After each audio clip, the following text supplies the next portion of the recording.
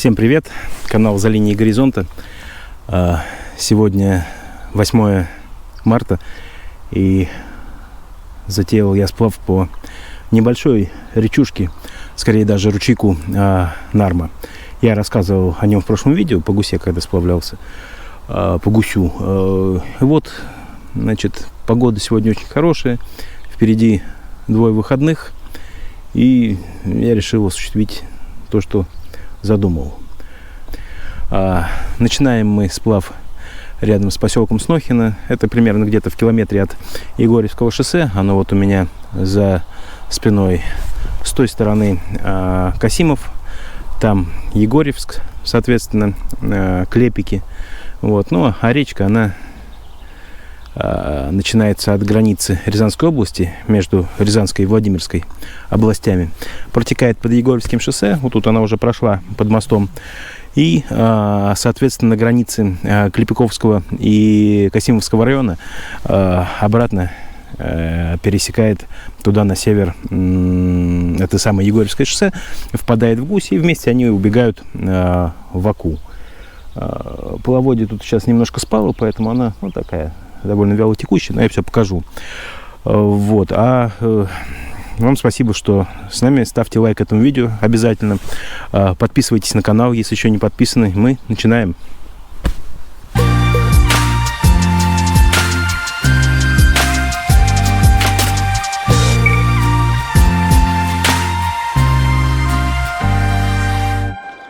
Ну, реченька вот такая, вот совсем маленькая.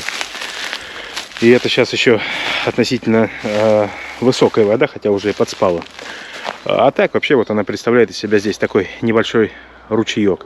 Байдарка уже собрана, гермик собран. В общем, можно отправляться в путь. Ну вот, только встал на воду. Может быть, самое время рассказать о маршруте. Как я говорил, уже планирую пройти за 2 дня. За субботу, за воскресенье. А длина маршрута, судя по навигации, 57 километров. В прошлый раз я хотел тоже по гусю пройти за 2 дня, но не получилось, прошел за 1 без ночевки. Ну вот в этот раз точно, значит, все получится. Километр через 2, через 3 будет деревня Симоново, а потом какое-то время, километров 15, никаких особо населенных пунктов не будет. Первый приток, который значительно, как мне кажется, усилит течение реки, река Шековка. Она справа будет впадать. Мы обязательно посмотрим на ее устье. Надеюсь, не просплю, сниму. Ну а пока вот приходится начинать свой путь в таком в ограниченном водном объеме. Но тем интереснее.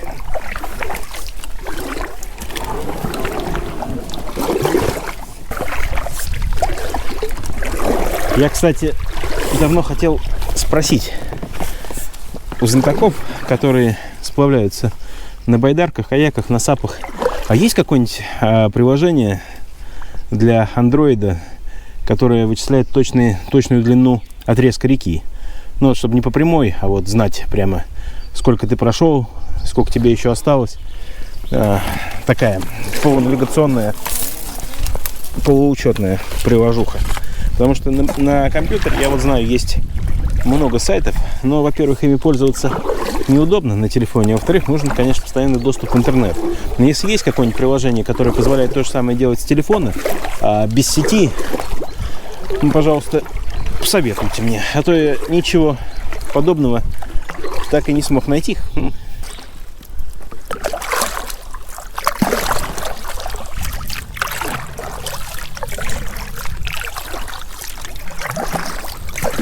Прошел где-то около километра, и стало более-менее понятно.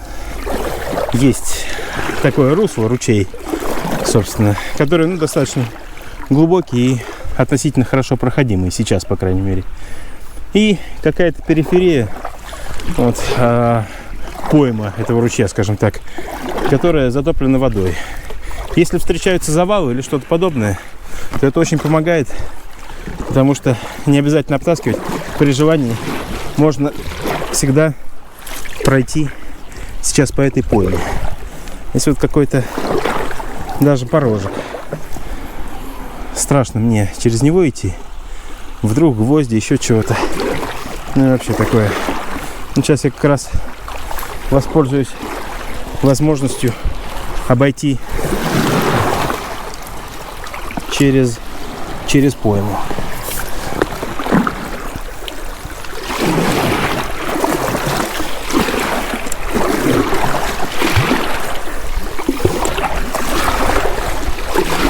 Байдарка идет, конечно, с трудом, потому что какая-то трава попадается, растительность. Но это лучше, чем обноситься. И вообще течение довольно живенькое.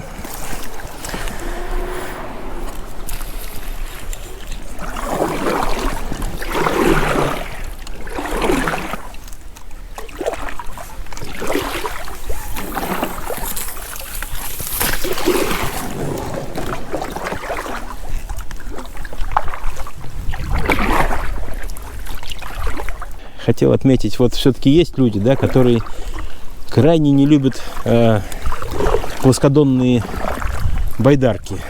И надо заметить, справедливо не любят. И крутит их, и ветром сдувает. И курс держать тяжело. Ну или, по крайней мере, нужна какая-то определенная сноровка. Но когда ходишь вот по таким болотам, идешь по затопленному лугу, из которого трава растет, и понимаешь, господи, да и бог с ним, пусть крутит. Пусть ветром сдувает. Зато не нужно обтаскиваться по берегу постоянно.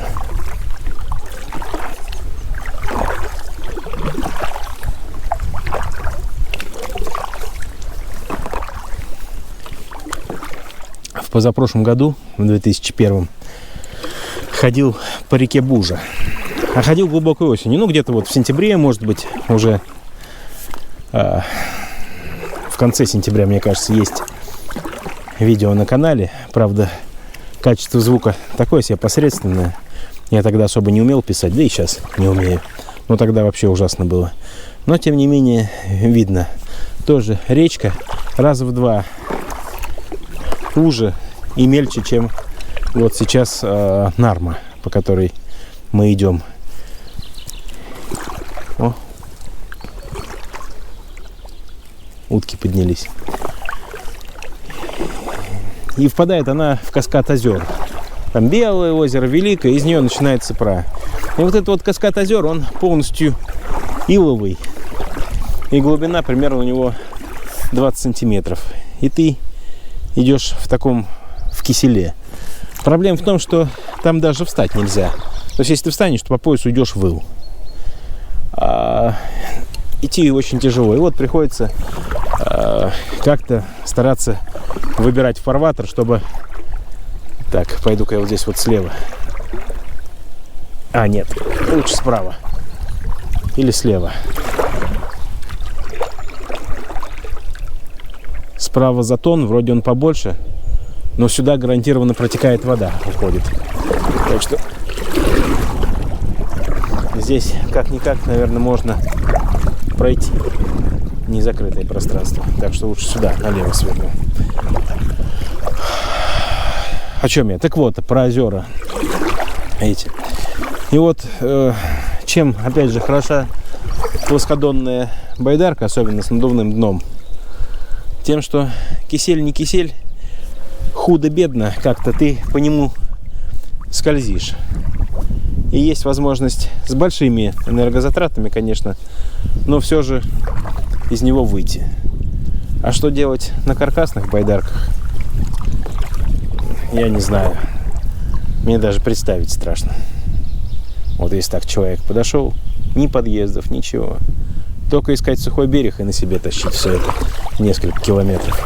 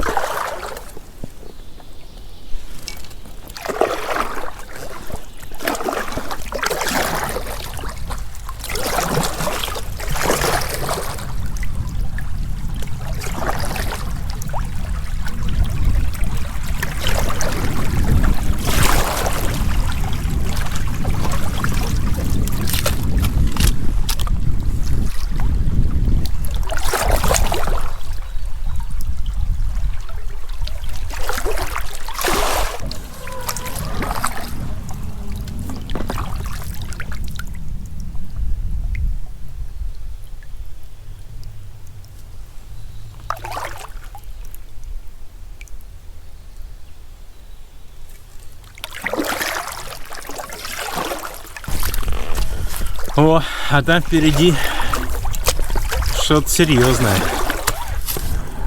Похоже на Бобровую плотину. А перед ней порог какой-то. Так, интересно, вообще оттуда можно будет выбраться или нет потом? Потому что вверх по порогу точно потом не поднимешься.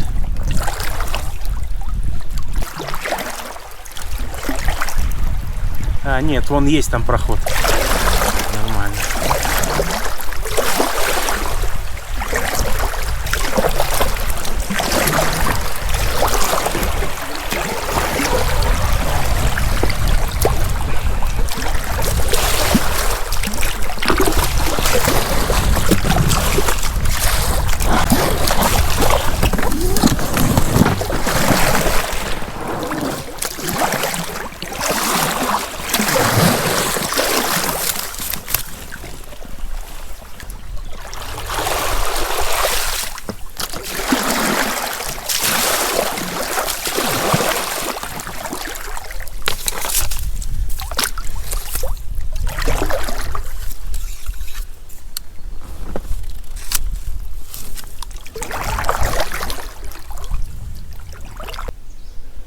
Пришлось все-таки немножко выбраться на берег.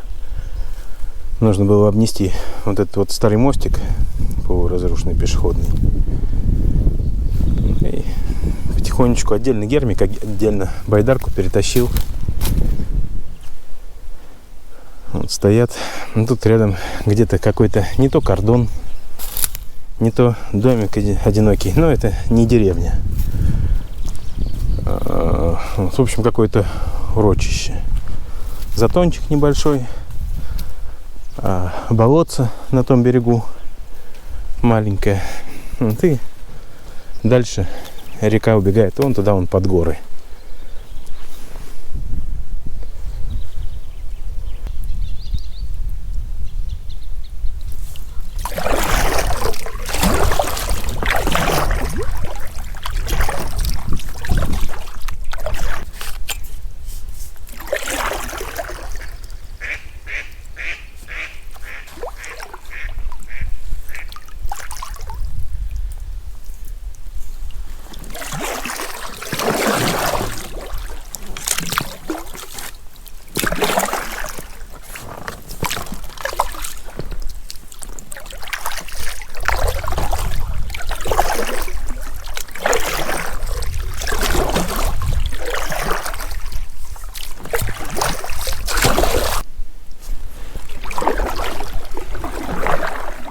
Вот как-то незаметно из леса вышли на поля.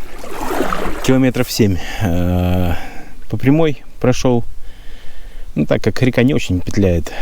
То есть она извивается, конечно, но в целом довольно прямолинейное течение у нее.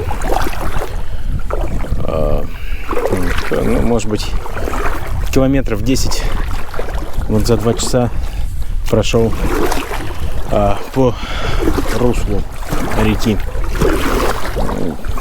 Берега снова стали низкие. Видно, что их по весне затапливало. И судя по грязи, вот на ветках, по уровню грязи, вода-то была, конечно, значительно выше. Речка стала такая, даже уже похожа больше не на речку, а на какой-то мелиоративный канал для осушения болот. Строения исчезли, никаких ни деревень, ни признаков жизни нету. Интернет тоже пропал. Ну, встречаются вот такие вот полузатопленные деревца. Интересно, как здесь проходить. Можно вон там вот попробовать, в этой арке. Но придется выключать и класть камеру. Ну, попробуем. Вот, успешно прошел немного арку, расширив, приподнял верхнее бревно. Мусору природного в речку навалил, разных веток, листьев. Так что теперь вот впереди плывут они. быстрее, чем я иду. Вот. Но в целом все успешно, все хорошо. Начал периодически подниматься такой легкий ветерок. Легкий, но чувствуется. А небо, вот, облачка затягивает. Так что переменная облачность или даже преимущественная облачность на завтра кажется весьма вероятными. Надеюсь, что с температурой тоже прогноз совпадет и будет не холоднее 10 градусов. Не хочется мерзнуть. На воде, кстати, все время почему-то мерзнешь сильнее, чем на суше. Хотя вроде вот когда температура, то есть воздух, он довольно быстро перемещается, воздушные массы. Поэтому он вроде как не должен, собственно, от воды-то успевать остывать. Но, тем не менее, всегда, может, из-за влажности, из-за того, что как-то вода все-таки испаряется с поверхности зеркала реки. Вот, и из-за повышенной влажности в этой зоне холоднее чувствуется. Но тоже вопрос дискуссионный, спорный. Не знаю почему. Но на суше всегда теплее.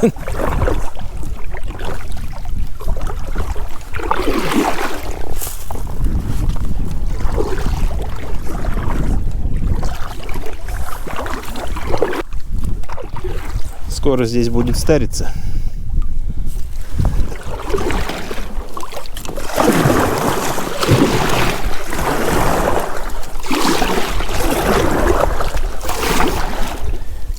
А вот здесь вот вода начинает себе новое русло пробивать.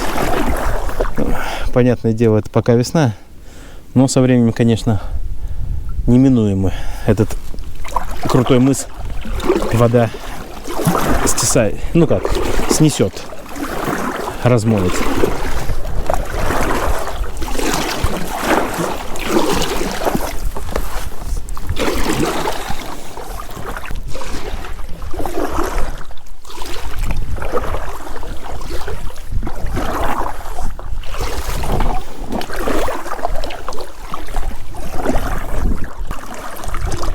Так, впереди какой-то мосток пешеходный. Меня упорно тянет в пойму. А я хочу все-таки по руслу проходить. Видимо, придется обносить. В таком на относительно высоком месте стоит.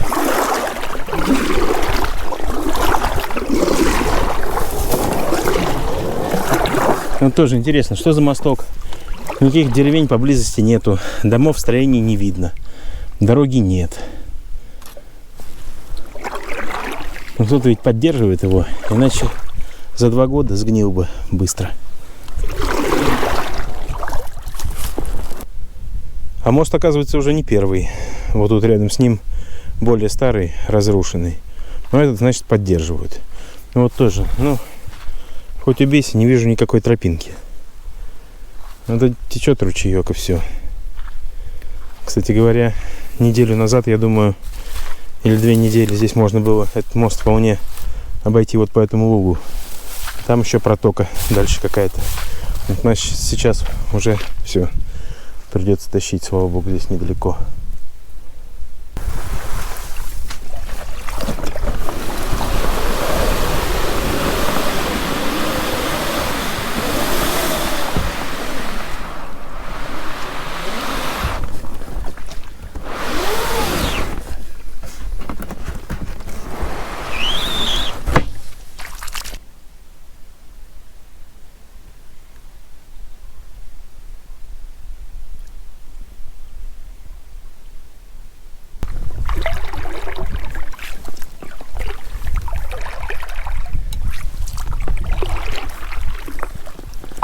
Ага.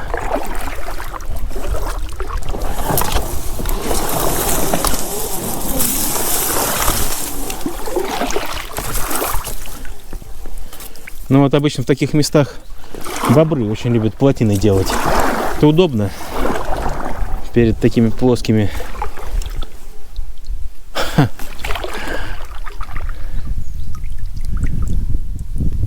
Так.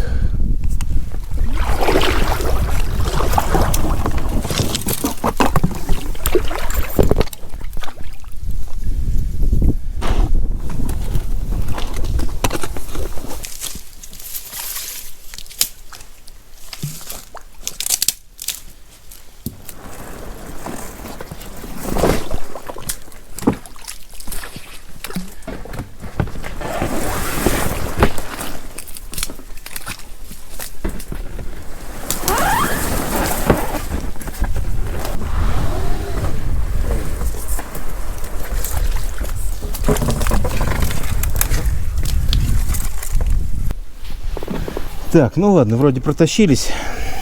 Интересно, что если байдарка стоит за бревном сразу, за бревном по течению, то ее никуда не относит течением. Она почему-то прижимается к бревну, старается. Не заметил, это у нас был сплав год назад, в мае, в начале мая, по Шую в Костроме. И тоже был завал. Завал ровно из 2 бревен. И вот они лежали вровень воды.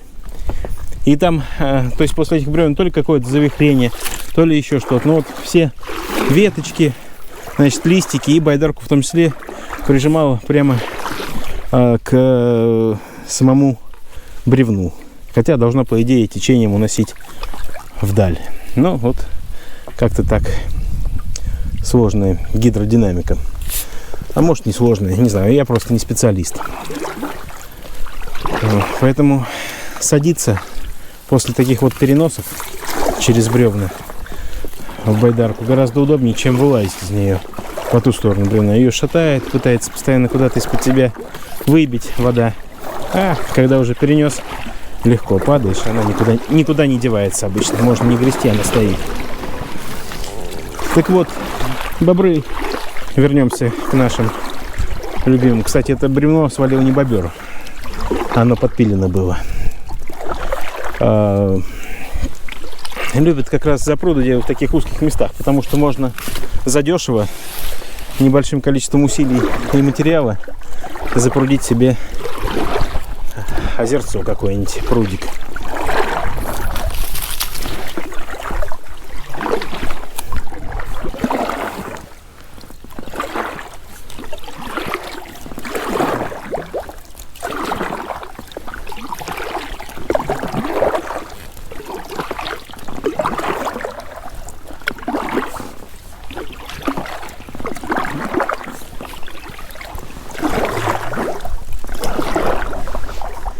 Время час. Дошли до деревни Иншина и до устья Шековки, первого серьезного такого правого притока Нармы. Осталось 1,5 километра по прямой, ну, может быть, чуть поменьше. Вот. А деревня Иншина выходит прямо к берегу. То есть такая деревушка довольно глухая, но люди здесь живут, судя по всему. Вот, кстати, интересно. Впереди какая-то плотина. И здесь, судя по всему, река заканчивается. Или уходит вот сюда вот, влево.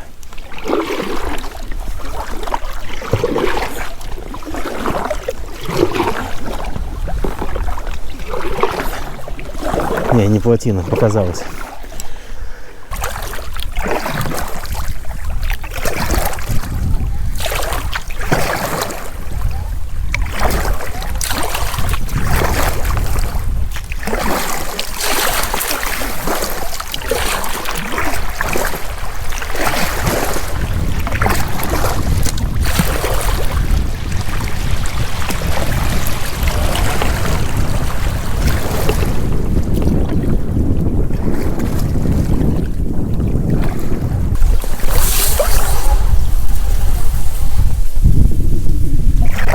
Так, а дальше весело. Русло заканчивается.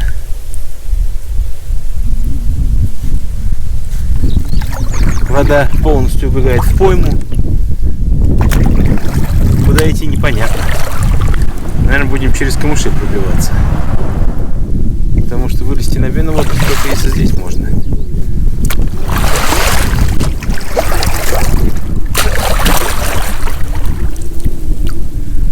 Но не ясно, удастся ли до тут догрести. Ладненько, через камыши. Ну вот впервые вижу такую ситуацию, когда натурально русло реки выше уровня земли. То есть она течет в каком-то возвышении, типа акведука. И через каждый протоку пытается убежать из своего собственного русла куда-то в пойму. Я не знаю, видно на записи или нет, но река как будто вздыбилась. Вот сантиметров на 20, на 30 выше своих берегов.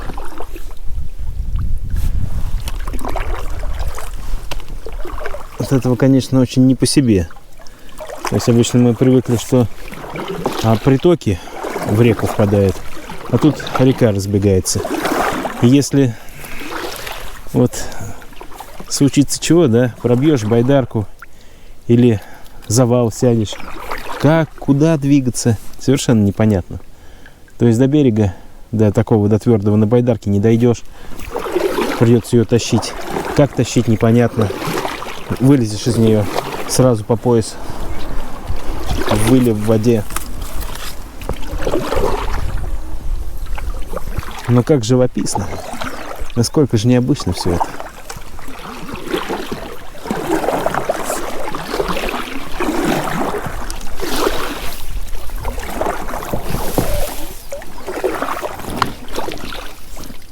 Поэтому в таких местах, конечно, лучше как-то, поаккуратнее и помедленнее. Вообще хочу сказать, что летом, мне кажется, но особенно в жаркое лето, вот если не дождливое, Нарма, она практически непроходима. Я, конечно, съезжу сюда еще летом на машине, не на байдарке. Посмотрю, но если по весне вот такая вот картина,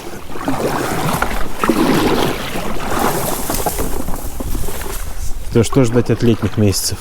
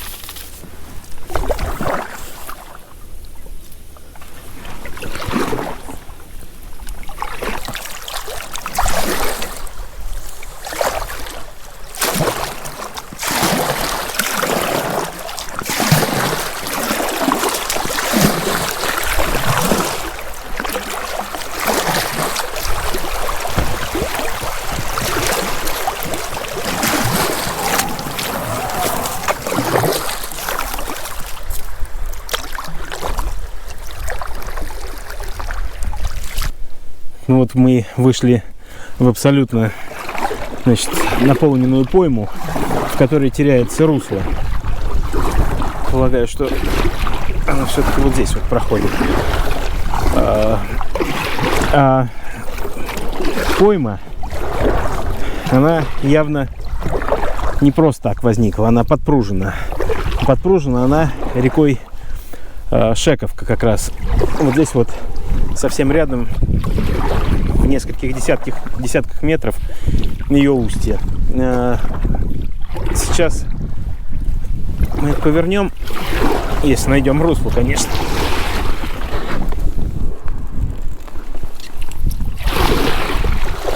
Потому что, когда его не видно, то и дело садишься на мели. Вот там справа от меня сейчас будет видно мост. Мост через дорогу Тума-Малахова. Он как раз пересекает Шековку. Вот там она протекает. И где-то вот здесь вот впадает в Нарму. Сейчас посмотрим. Я уж не знаю, кто в кого впадает. То ли Нарма в Шековку, то ли Шековка в Нарму. Но, мне кажется, Шековка гораздо шире. Хотя, конечно, течение у нее не такое быстрое, резвое, как у Нармы. Ну, а дальше речка бежит, конечно, чуть более полноводная. Русло становится пошире, может быть, и идти будет попроще. Потому что все-таки этот аквадрифт отбирает силы, будь здоров. Постоянно течение тебя пытается впечатать в противоположный берег. Так, тут какие-то не то развалины, не то водой принесло чего-то. Какая-то деревянный настил площадь. Ну, судя по тому, насколько он врос в берег, это все-таки развалины. Было что-то типа моста.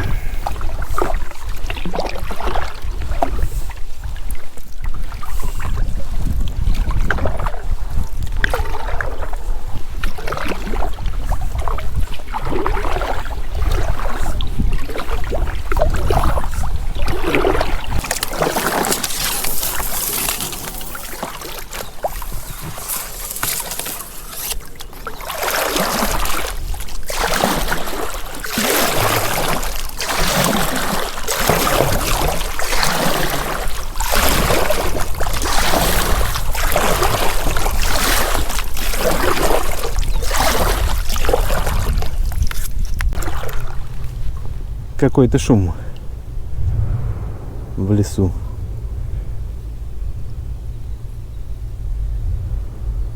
Как будто тяжелые грузовики проезжают неровности.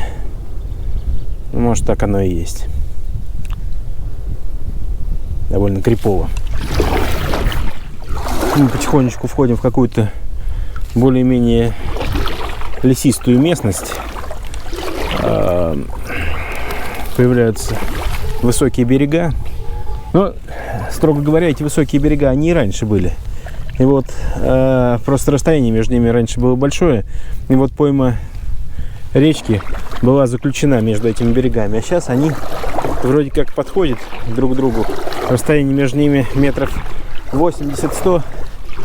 И вроде как уже немножко повеселее.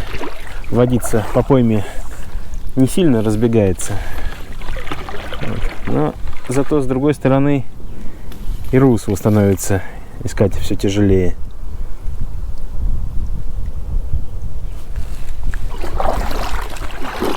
Меня часто спрашивают, а что ты постоянно ходишь по таким рекам, типа вот Бужа, Прат, Гусь, вот теперь Нарма, по болотистым, по каким-то непонятным озерам, камышам. Где полноводные сплавы? Где настоящие просторы воли? Друзья, я не знаю, что на это ответить. Есть такая старая пословица: всяк кулик свое болото хвалит. Ну и вот, наверное, действительно, кому как нравится, тот так и ходит. И мне почему-то по душе именно такие маленькие, уютные. Ну, это, конечно, реку весной назвать уютной язык не поворачивается. Но живописные какие-то заброшенные вот дикие места. Причем, чем более дикие места, тем мне почему-то больше нравится, больше по душе. Я уверен, что много есть людей, которые поддерживают такую точку зрения. Но, впрочем, я очень люблю смотреть записи сплавов по полноводным рекам, по быстрым, по менее заросшим, чистым. Да, вполне мне нравятся любые сплавы. Но сам предпочитаю справляться вот где-то вот по таким местам. Ну уж как и есть. Согласитесь, в этом тоже есть своя какая-то прелесть. Идешь, все заросло. Тишина, только утки выныривают из-за поворота.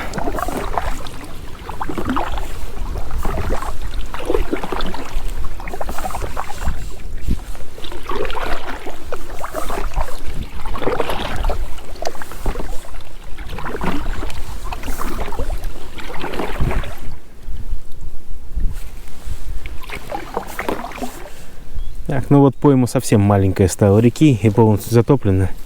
И теперь это русло почти что. И начались снова высокие берега, деревья.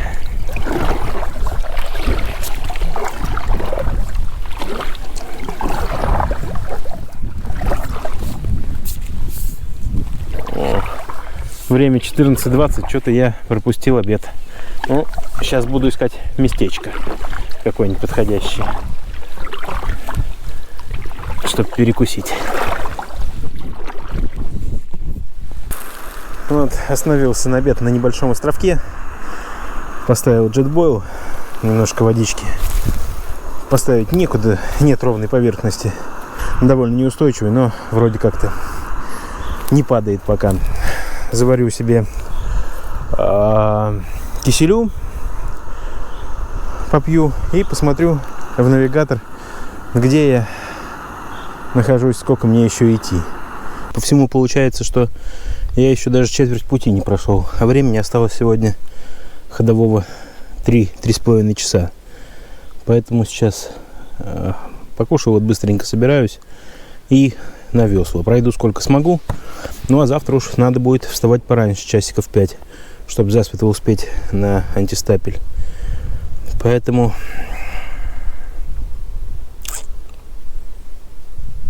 вообще риск есть не успеть дойти. Ну, постараюсь. Надеюсь, дальше будет чуточку попроще.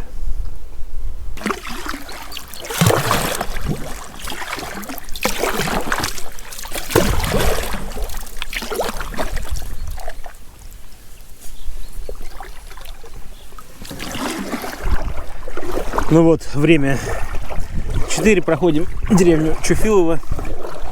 Какой-то неприятный ветерок разыгрался. Деревенька стоит чуть поодаль от речки, ближе к дороге на Малахово. Вот, но довольно живая. Вот какая-то лодочка стоит на берегу, явно местная. Столик и скамеечка. Видимо, здесь отдыхают. Идти довольно тяжело становится. Течения практически нету. Река стала широкой. Вот, но все равно, вот честное слово, даже так, без течения против ветра, лучше, чем по этим поворотам пытаться увернуться от берега.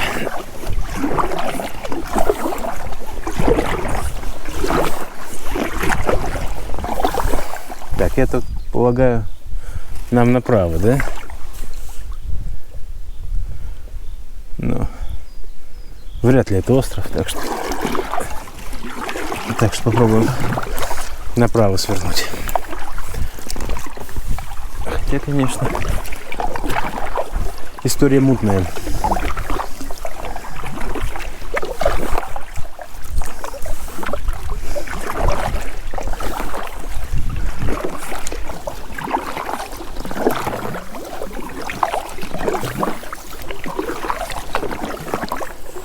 Но только я сказал, что нету людей на речке, как тут же встретился мне дедушка в затоне надувной лодки.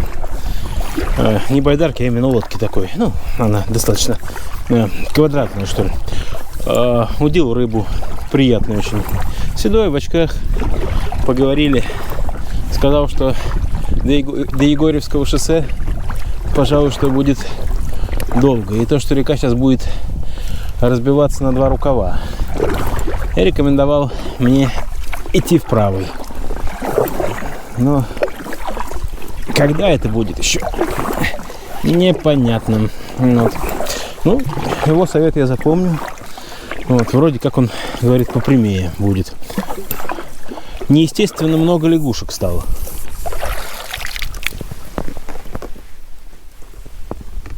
Живут, понимаешь, прямо ничего не боятся. На пре столько лягушек нету, а эти прям по берегам сидят. Вроде еще прохладно, они же хладнокровные, должны в тепло вылазить. А водица-то холодная. Вот. Но не очень живые такие они вот, заторможенные.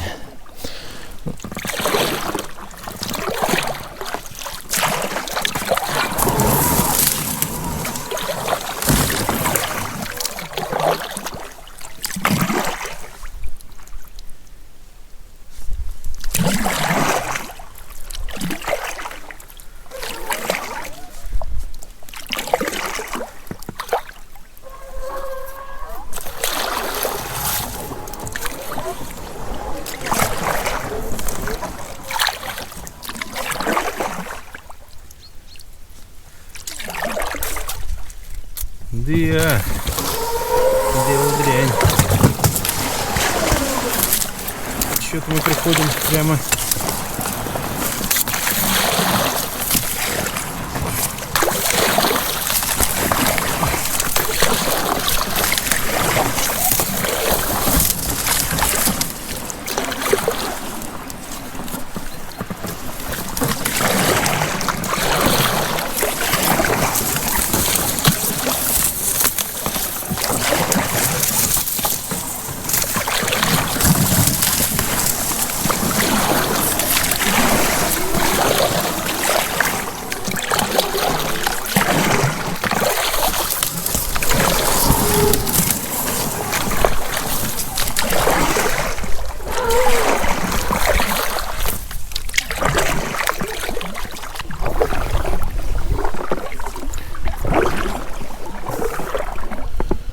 вышли в какую-то тихую заводь. Течения практически нет. И опять переживания. Вдруг это не русло, потому что река столько раз разбивалась на разные рукава, столько раз убегала в пойму, что непонятно, где сама река, а где ну, какие-то просто затоны. Вот. Но надеюсь, что здесь все будет в порядке. Все хорошо. Дело к вечеру, время 4:30. Уже подступает такая легкая усталость. Мышцы немного забиты, все чаще приходится откладывать весло, чтобы дать им отдохнуть. Ну и голова плохо соображает. А по расстоянию, в общем-то, дело невеселое. То ли я переоценил себя в этот раз, то ли действительно очень сильно замедляют тут всякие повороты, вот эти вот мелкие завихрения. Надо будет ночью на всякий случай перед сном изучить, какие есть дороги, подъезды к Нарме в том районе. И можно ли вообще оттуда соскочить. Потому что если там все так же, как вот здесь вот, ну, очевидно, что дело пахнет керосином. Придется тогда всю ночь идти.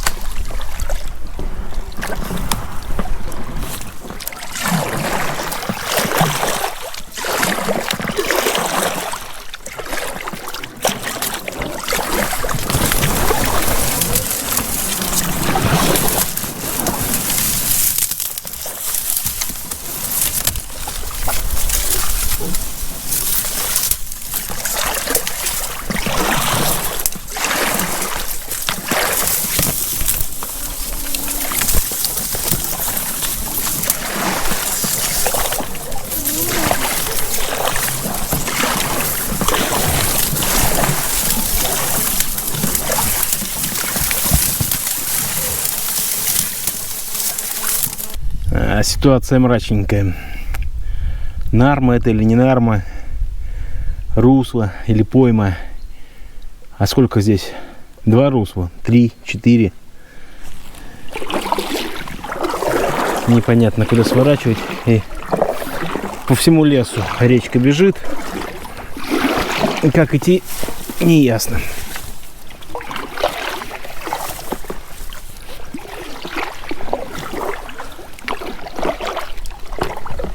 Одно радует, нет завалов. Ну, по крайней мере, таких непреодолимых. Здесь куда?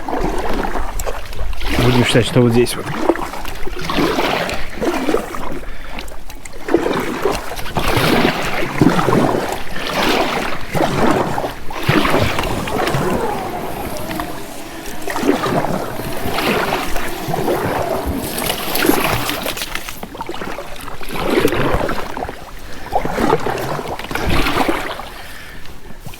Да, скорее всего, летом здесь, конечно, проходить с точки зрения обносов, мелей и прочего гораздо сложнее. Но, по крайней мере, видно, куда идти. А сейчас вот сплошной лес, и посреди леса ты идешь. Куда хочешь, туда и греби. Никаких гарантий нету. И самое обидное, что в обозримой перспективе встать негде. До сухого берега не добраться. А время неумолимо тикает.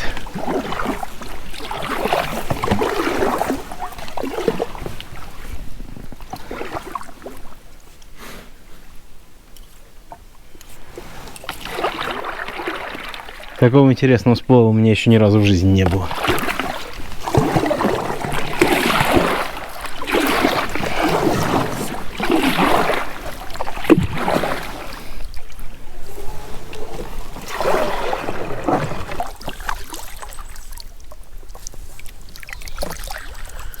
Ну вот, как-то худо-бедно опять вырулил в заводь.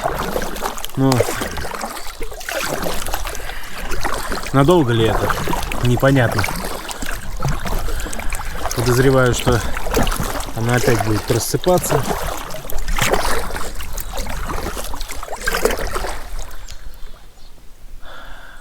А там того и гляди, вообще растечется по лесу.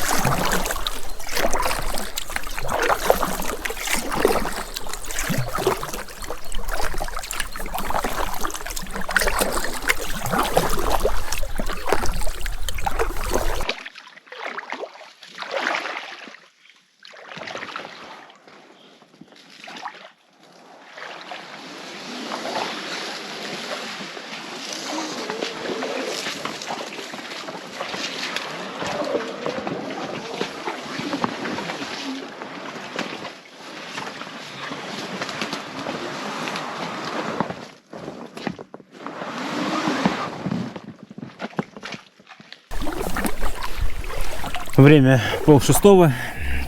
Через полчаса начну уже искать стоянку. Ну или через час. Посмотрим. В зависимости от того, как солнце будет себя вести. Скоро метров через 500, через 600 по прямой слева будет впадать приток безымянный. Он соединяет протока озеро Плетень, собственно, с Нармой. Огромная бобровая хатка.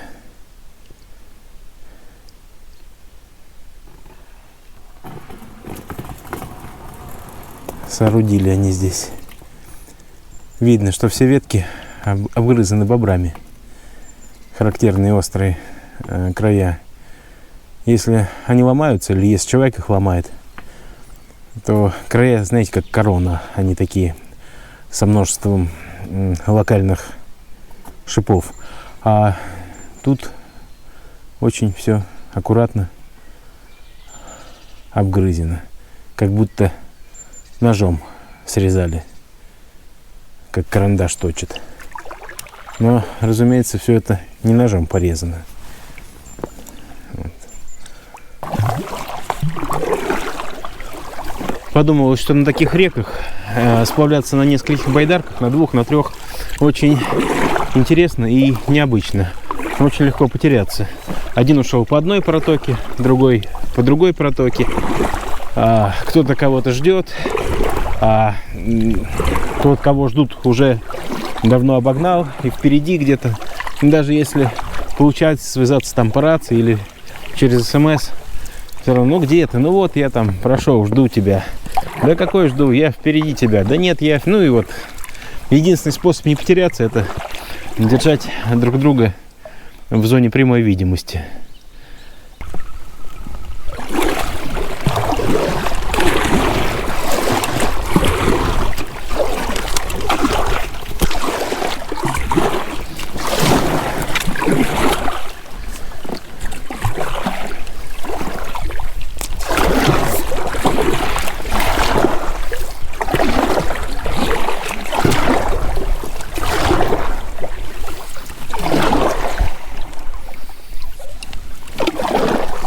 Ну вот, собственно, и протока из озера Плетень. Она справа такая более-менее спокойная и широкая. А слева вот Нарма подтекает. И все это течет туда, назад, за камеру. Но не думаю, что Плетень сильно добавляет водосброса речки.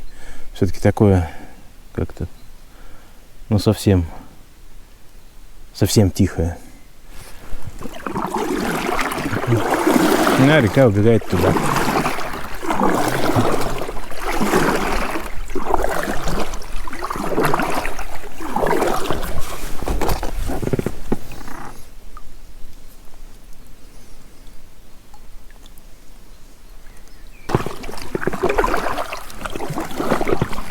Через 700 метров будет мост от Малаховской трассы до села Мамасево или Мамасево. Я уж не знаю, прошу прощения, точно как оно называется, куда ударение ставится. Вот. И такой мостик, насколько я помню, я по нему зимой проезжал, когда немножко разведывал маршрут. Деревянный, но в довольно хорошем состоянии.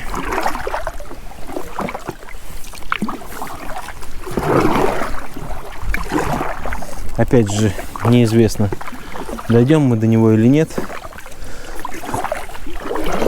Речка скверная. Вот, а время, между тем, уже перевалило за 6.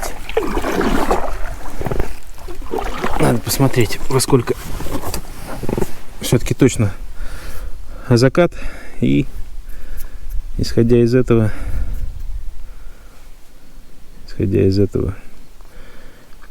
планировать стоянку. Ну вот закат, Google пишет мне в 7:10. Значит, минут 5-6 там еще будет. Ой, 5-6. Минут 20-30 будет еще запасные. Но все равно вот приходит время уже задуматься. Через полчасика, да, где-то буду думать о ночлеге.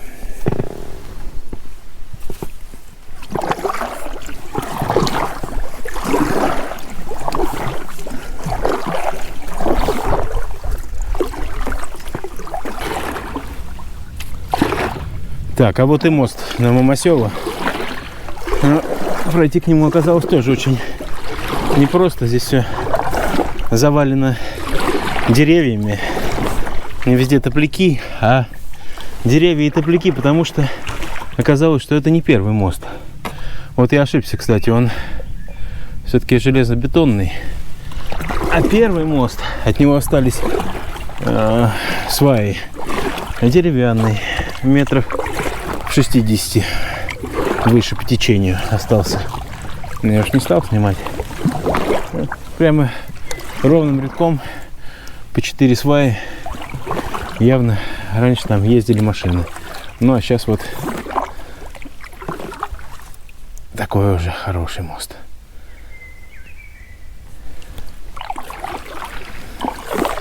Не люблю я вообще тут мостами проходить. Бог его знает.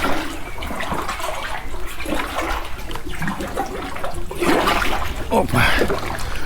Но здесь вроде все в порядке. Итак, время теперь уж точно искать ночлег. Первое попавшееся приличное место на высоком берегу я забиваю.